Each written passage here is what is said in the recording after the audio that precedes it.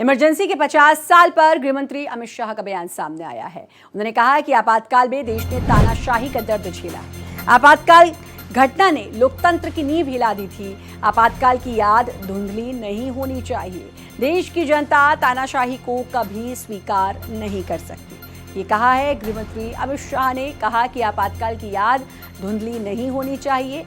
देश की जनता तानाशाही को कभी स्वीकार नहीं कर सकती। इमरजेंसी के 50 साल पर बोले गृहमंत्री अमित शाह, आपातकाल में देश ने तानाशाही का दर्द झेला। मित्रों, दस्तावेजों में 50 साल हो गए हैं, परंतु आज भी करोड़ों भारतीयों के मन में ये घाव इतना ही हरा है जितना आपातकाल के समय।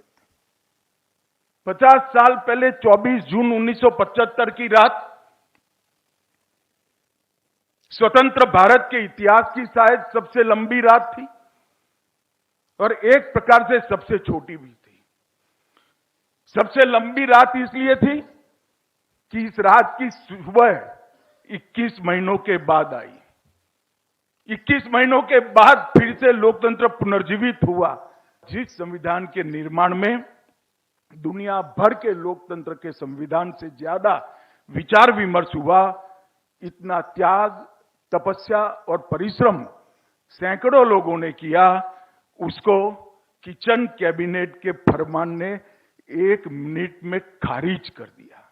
और इसलिए मैं कहता हूं कि ये स्वतंत्र भारत के इतिहास की सबसे लंबी रात थी, क्योंकि उसका सूर्योदय 21 महीने के बाद हुआ और ये सबसे छोटी रात थी जिसने 2 वर्ष 11 महीने और 18 दिन की कवायद को क्षण भर में निरस्त करने का काम किया।